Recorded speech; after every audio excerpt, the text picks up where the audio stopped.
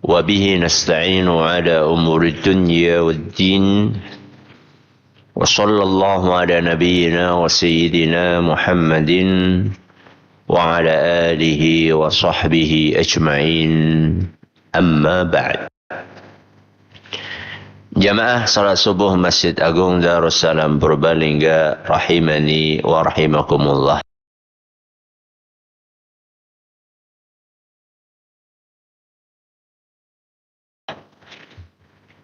Pada pertemuan yang lalu kita telah membahas tentang manfaat tafakkur. Kita bawakan berapa manfaat kemarin?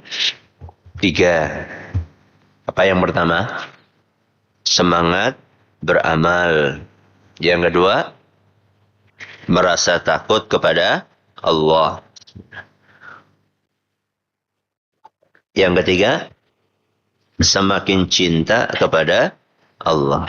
Hari ini kita masih akan melanjutkan pembahasan ini, yaitu manfaat dari tafakkur. Yang keempat, yang kelima, dan yang keenam. Apa manfaat tafakkur yang keempat? Iman akan bertambah. Apa yang keempat? Iman akan bertambah. Kita perlu memahami bahwa manusia, kondisi keimanannya itu tidak stabil. Ya. Kadang naik, kadang turun. Kadang bertambah, kadang berkurang. Salah satu faktor yang akan membuat iman itu bertambah adalah tafakkur. Merenungi tentang diri kita sendiri. Merenungi tentang alam semesta. Merenungi tentang ayat-ayat Al-Quran. Ketika seorang manusia itu rajin untuk bertafakkur, maka iman dia itu akan semakin bertambah. Kenapa demikian? Karena ketika dia bertafakkur tentang alam semesta, tentang langit, tentang bumi, pergantian siang dan malam, terbitnya matahari dari timur, terbenamnya di barat, pergantian musim, musim hujan, musim kemarau, yang itu berpengaruh kepada tumbuhan. Di musim kemarau, buah yang akan muncul adalah buah A, B, C. Musim hujan yang akan muncul yang adalah buah A, B, dan C. Ketika dia bertafakur tentang itu, maka dia akan menyadari betapa kuasanya Allah. Betapa agungnya Allah.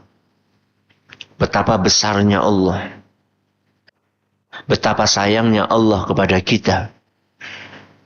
Ketika menyediakan untuk kita buah-buahan yang cocok dengan musim itu. Sehingga banyak ahli yang mengatakan buah yang paling sehat adalah buah yang dimakan sesuai musimnya. Sesuai apa?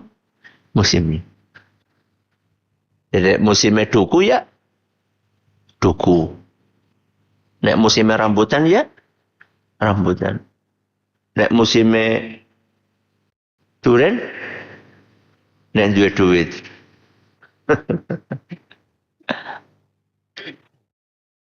Jadi buah yang paling bagus adalah buah yang dimakan kapan? Saat musim. Kenapa? Karena buah itu diciptakan oleh Allah pada musim itu cocok dengan kondisi tubuh kita. Dan alhamdulillahnya ada buah yang tidak mengenal musim. Kenapa? Hah? pisang, apalagi pepaya, pamanik, hah? Salak, nanas, ya. Allah Subhanahu wa taala menciptakan itu bukan sia-sia. Ketika kita menyadari betapa kuasanya Allah Subhanahu wa taala untuk menciptakan buah-buahan itu sesuai dengan musim dan sesuai dengan kondisi tubuh kita, maka disitulah kita menyadari betapa kuasanya Allah. Ketika seseorang menyadari kekuasaan Allah, kebesaran Allah, keagungan Allah, maka imannya pun akan apa? Bertambah. Ketika dia menyadari betapa sayangnya Allah kepada kita, maka iman pun juga akan bertambah. Ini buah yang keberapa? Buah yang keempat. Buah yang kelima. Dengan kita bertafakkur, maka kita akan semakin mengenali diri sendiri. Semakin apa? Mengenali diri sendiri. Apa ada orang yang tidak kenal dirinya sendiri? Hah? Ada atau tidak? Ana wong ditakoni, kok jenenge sapa? Mbuh. Wonten. Kecuali orang gila, ya. Bukan itu yang kita maksud. Mengenali diri sendiri itu bukan sekedar tahu siapa namanya, ramane, sapa biunge, sapa alamate, nanti. Bukan sekedar itu, Bapak Ibu yang kami hormati. Mengenali diri sendiri itu salah satu maknanya adalah mengetahui apa kelebihan yang ada dalam dirinya dan apa kekurangan. Apa sisi positif yang ada dalam dirinya dan apa sisi negatif yang ada dalam dirinya. Itu namanya mengenali diri sendiri. Kapan seseorang bisa menyadari, oh saya punya kelebihan A, punya kekurangan B? Kapan? Ketika dia bertafakkur. Ketika dia meluangkan waktu untuk merenung. Makanya apa kata Al-Imam Al-Fudail Ibn Iyad rahimahullah. At-tafakkuru mir'atun. Tafakkur itu cermin. Apa? Cermin. Cermin sih kok ngapa? Kok ngaca. Ketika kita melihat muka kita di kaca, akan kelihatan kelebihannya atau kekurangannya? Hah? Dua-dua. Makanya apa kata beliau? Turika hasanatika wa sayyiatik. Cermin itu akan memperlihatkan kepada kita kebaikan kita dan keburukan kita. Cermin itu jujur atau tidak? Jujur atau betul? Jujur. Kalau ada apa jangan ya? Tuh apa? Jerawat. Nek anak jerawatnya ya akan terlihat apa? Jerawat. Nek anak panune ya akan kelihatan apa? Panune. Berbeda dengan foto apa ya? Foto bisa diapain? Diedit. Anu panune akeh jadi bersih. Anu akeh jerawatnya jadi mulus gitu ya. Jujur apa mboten niku? Mboten.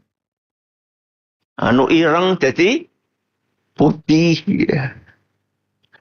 Tapi cermin itu jujur sekali. Dan itu yang kita butuhkan, Bapak Ibu. Walaupun banyak orang tidak terima muka buruk, cermin dibelah. Ya. Yang jadi elek ya perang. Justru ini adalah yang bagus buat kita. Karena dia jujur. Pentingnya apa Bapak Ibu? Kita menyadari diri sendiri, mengetahui kelebihan dan kekurangan. Pentingnya apa? Pentingnya kekurangan itu akan kita perbaiki. Kelebihan itu akan kita tingkatkan. Itu pentingnya. Jadi kalau setiap orang dari kita nggak mau jujur dengan dirinya sendiri, maka dia tidak akan pernah semakin baik. Anehnya, ada sebagian orang itu lebih percaya omongan orang tentang dirinya sendiri dibandingkan dirinya sendiri. Ketika ada orang ketemu sama jenengan, luar biasa ya jenengan, soleh banget. Padahal diri kita, hati kita tahu bahwa kita itu tidak sesoleh itu, gitu loh. Jenengan lebih percaya omongan orang apa omongannya dewek? Temenon. Banyak orang itu tertipu dengan omongan orang. Dia mengabaikan suara hatinya. Lebih percaya dengan omongan orang, kamu ini soleh. Padahal sebenarnya dia itu cuma ngelihat kita di mana? Di masjid. Apa dia tahu kondisi kita ketika di rumah? Apa dia tahu apa yang kita kerjakan ketika kita sudah sendirian megang HP? Tontonan apa yang saat itu kita lihat? Emang dia tahu? Kita butuh untuk jujur. Kita butuh untuk tafakur. Ketika kita bertafakur, kita akan tahu ternyata ada hal-hal yang tidak perlu, yang tidak penting, yang kita habiskan waktu kita untuk melakukan itu. Contoh, ada sebagian dari kita hobi. Hobi apa? Hah? Mancing. Ya. Apa maning? Touring. Mancing karo apa? Touring. Saya tanya, itu hobi halal napa mboten? Halal napa mboten? Ya tergantung mancingnya ngendi. Kolam tanggane ya haram. Enggak, maksudnya mancing di mana? Di tempat umum, di sungai, ya di danau. Halal. Tapi ketika kita mancing, ketika kita touring, sampai berminggu-minggu, ya, kemudian mengakibatkan anak kita kurang mendapatkan perhatian maksimal, menjadi anak-anak yang kurang terpantau perilakunya, tutur katanya, sifatnya. Apa kira-kira kondisi kita saat itu sudah ideal? Belum. Saya tanya sama jenengan, wajib mana mendidik anak atau touring? Ya mendidik anak. Wajib mana mendidik anak dan istri atau mancing? Ya mendidik anak. Bukan berarti nggak boleh mancing, nggak boleh touring. Tapi kita harus tahu porsinya. Kita harus tahu kondisinya mendesak mana. Antara membenahi perilaku anak kita yang sudah mengkhawatirkan, atau mancing, atau touring. Itulah manfaat tafakkur. Jenengan ngalami nama mboten zaman HP esih bisa kurunggo SMS. Ngalami mboten?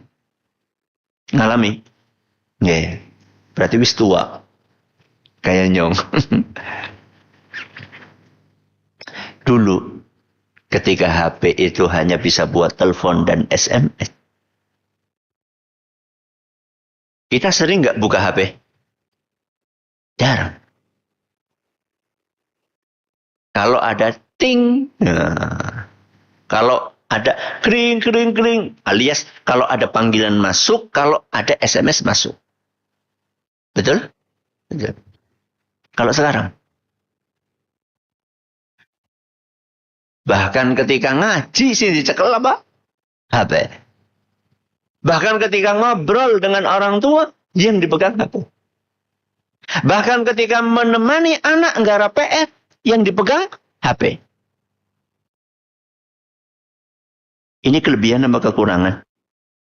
Kekurangan. Kekurangannya di mana, Ustadz? Kita jadi nggak produktif. Kita jadi nggak produktif untuk menambah pahala.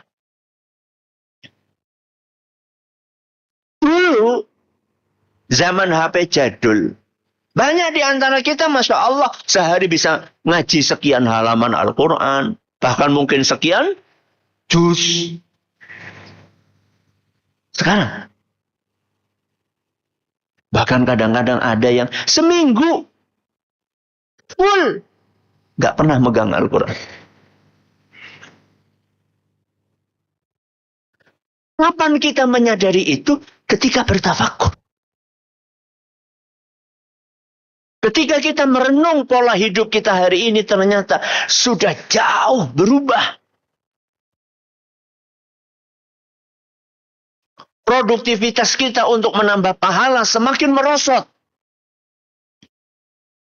Dengan tafakur itu, kita jadi menyadari